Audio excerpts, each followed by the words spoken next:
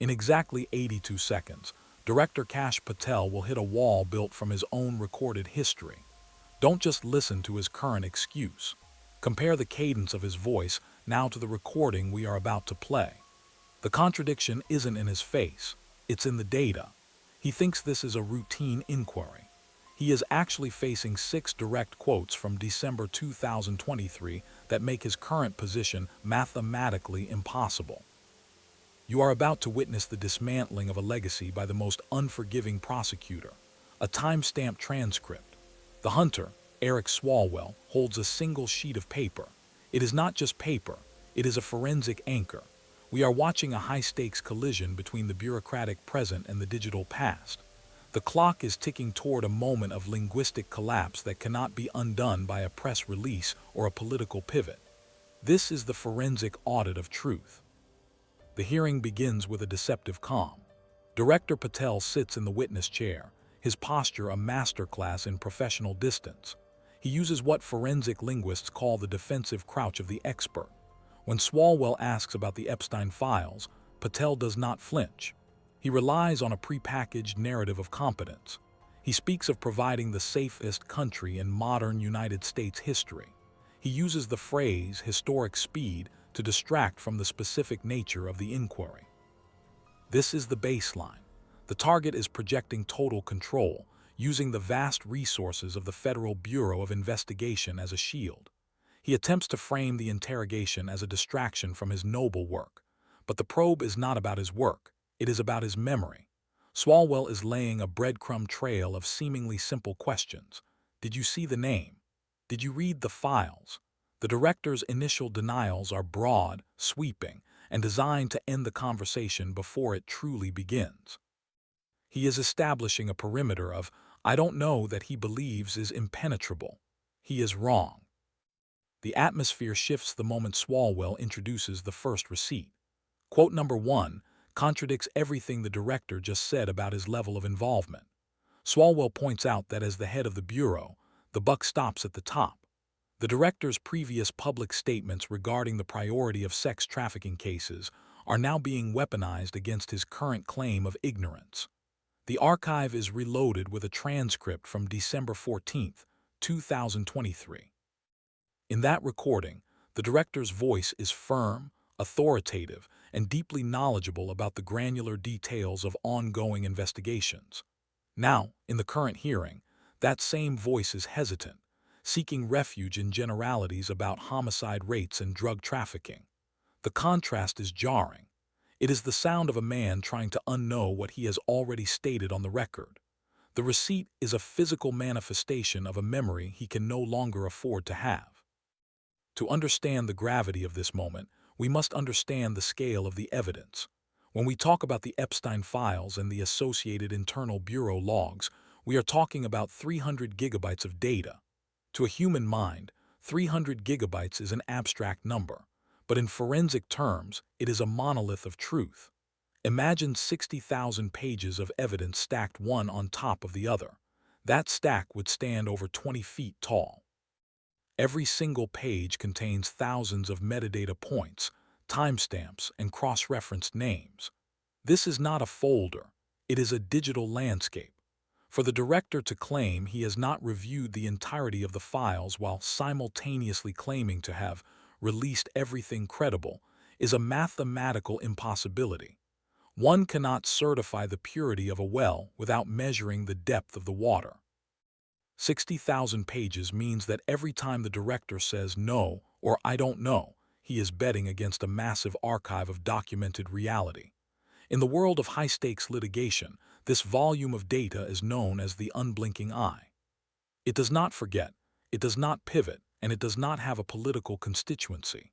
It simply exists as a permanent record of what was known, by whom, and at what exact second. The trap is set using a methodical then versus now comparison. On December 14, 2023, the director was an activist for transparency. He spoke of the absolute necessity for the public to know the truth. Fast forward to the current date in 2025, and that same man is now a bureaucrat of obfuscation. Swalwell forces the comparison. He asks the director to reconcile his past demands for accountability with his current refusal to provide a simple number.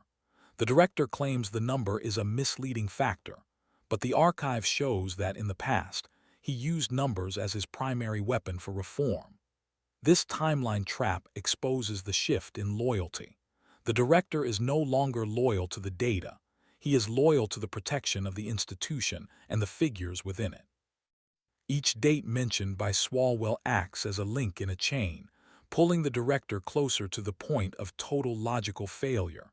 The timeline does not lie. We now witness a linguistic struggle over the meaning of words. The director attempts to redefine transparency as releasing what is credible. This is a semantic pivot. Who decides what is credible? The very person who is being investigated for a conflict of interest. He tries to redefine control as providing safety. When Swalwell asks about the number of times a specific name appears, the director reframes the question as political innuendo. This is a classic forensic maneuver. If you cannot answer the question, attack the premise of the word. The director is attempting to build a linguistic fortress where words have no fixed meaning. He calls the interrogation disgusting and baseless, using emotional adjectives to mask a lack of factual nouns. But the transcript remains fixed. The word credible becomes a noose when it is revealed that the Bureau's definition of credibility has shifted 3 times in the last 18 months. The hunter now activates the inconsistency engine. He forces the director into a series of yes or no corners. Is it at least 1,000 times? No. Is it at least 500 times? No. Is it at least 100 times? No. Then what is the number? The director's answer, I don't know the number, but it's not that, is the sound of logic breaking. You cannot know that a number is not 100 if you do not know what the number is. This is the knowledge void fallacy. The inconsistency engine grinds away the director's professional veneer. He is caught in a binary trap of his own making. He claims total oversight of the safety of the country, but total ignorance of the most significant file in his possession. The engine is relentless. Every no contradicts the subsequent, I don't know. The transcript is now bleeding with logical errors that no amount of redeployment of resources to California can fix. Why the shift? The hunter probes the why. He identifies the moment the director's loyalty moved from the record to the individual. Between the old quote in 2023 and the new testimony today, something changed.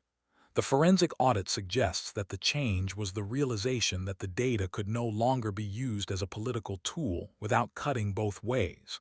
The director's pivot to attacking the safety of San Francisco and Los Angeles is a tell. In forensic linguistics, this is called extraneous aggression. When a target is cornered by a fact they cannot disprove, they attack the geographic or professional origin of the interrogator. It is a desperate attempt to move the battlefield from the Epstein files to the streets of California.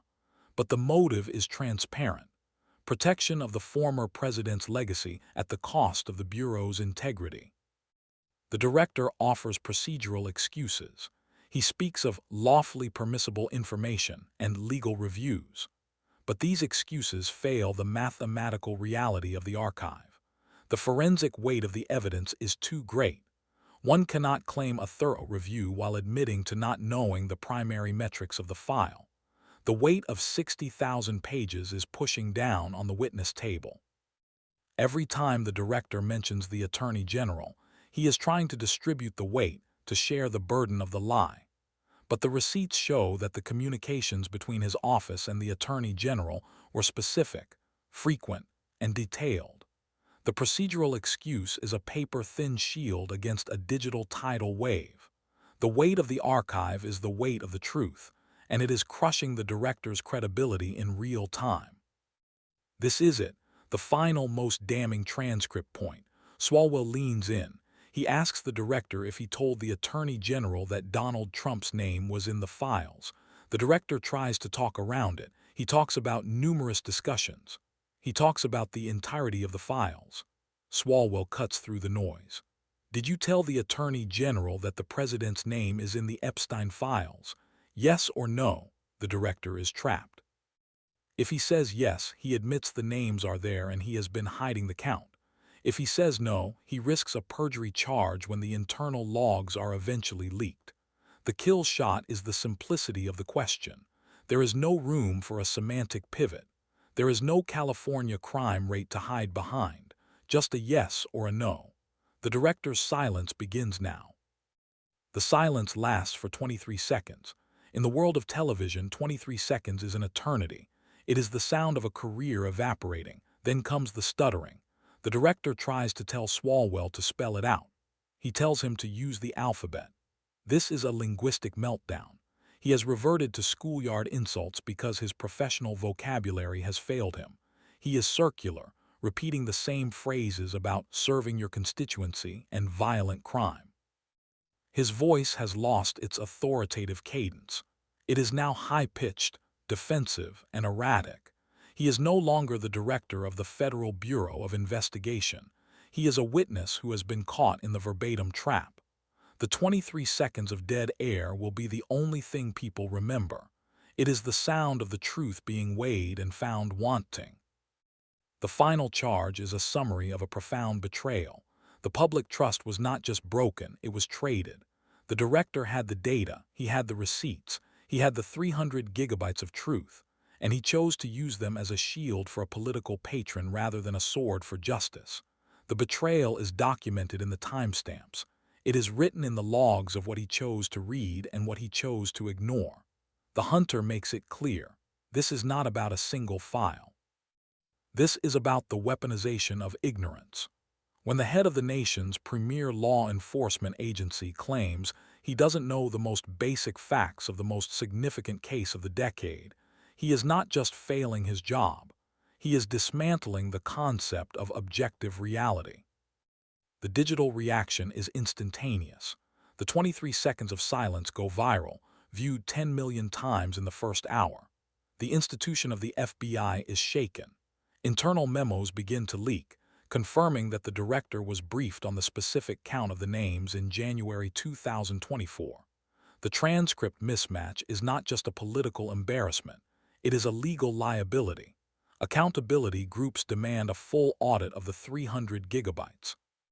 The director's attempt to pivot to California crime backfires as local officials release data showing that his redeployment of resources was actually a budget cut. The fallout is a total collapse of the director's narrative. The record has survived the spin. We compare the man of the past to the bureaucrat of the present. The legacy audit shows a 100% deviation from his original principles. The activist who demanded the release of all documents in 2023 is now the director who hides behind lawfully permissible redactions in 2025. The data shows that the volume of released information has dropped by 75% under his leadership. This is the forensic proof of institutional capture. The target did not change the system, and his desire to remain at the top of it changed him. The audit is complete, and the results are undeniable. The director is a product of the very swamp he claimed he would drain. In the end, the record is the only thing that remains. Careers end, administrations change, and political winds shift. But the time-stamped transcript is eternal. It is the ultimate prosecutor. It does not care about your excuses or your pivots to California crime rates. It only cares about what you said when you thought no one was keeping track. Director Patel thought he could outrun his own words. He thought he could bury the Epstein files in a mountain of bureaucratic jargon. But the hunter had the receipts. This is the lesson of the forensic audit. In the digital age, your past is never truly past. It is just waiting for the right hunter to hit play. The final judgment is not delivered by a judge or a jury, but by the cold, hard reality of the archive. The truth is not what you say today. It is what you cannot deny from yesterday.